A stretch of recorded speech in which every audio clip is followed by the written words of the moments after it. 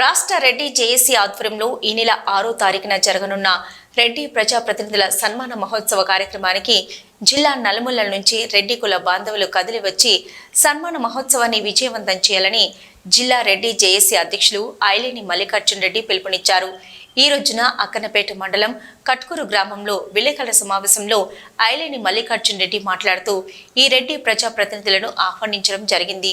రాష్ట్రంలోని రెడ్డి నిరుపేదల కోసం 5,000 కోట్ల రూపాయలతో రెడ్డి కార్పొరేషన్ ఏర్పాటు చేసి రెడ్డిలను ఆదుకోవాలని ప్రభుత్వానికి విజ్ఞప్తి చేస్తున్నాం. కొద్ది రోజుల క్రితం కాంగ్రెస్ ప్రభుత్వం రెడ్డి కార్పొరేషన్ ఏర్పాటు చేసినట్టు ప్రకటించింది. కానీ నేటి రెడ్డి కార్పొరేషన్కు నిధులు కేటాయించలేదు. దానికి చైర్మన్ కూడా నియమించకపోవడం బాధాకరం. కనీసం ఇప్పటికైనా కాంగ్రెస్ ప్రభుత్వం రెడ్డిలలోని నిరుపేదలను గుర్తించి ప్రభుత్వం ఆలోచించాలని కోరుతున్నాం.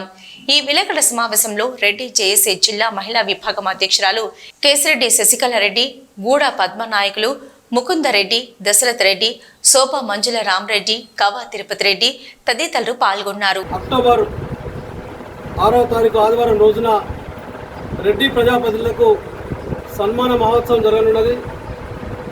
ఈ సన్మాన మహోత్సవ కార్యక్రమానికి అన్ని జిల్లా కేంద్రాల నుంచి రెడ్డి బంధువులంతా తరలిరానున్నారు.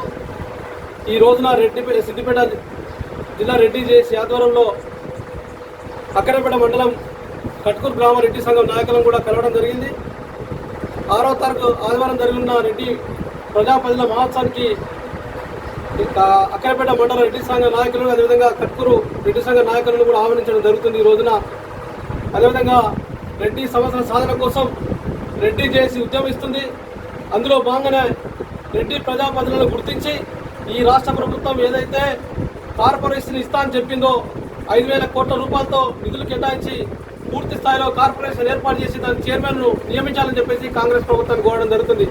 అదేవిధంగా రానున్న రోజులలో రెడ్డి సమస్యల సాధన కోసం రెడ్డి జేఏసీ ఉద్యమిస్తుంది.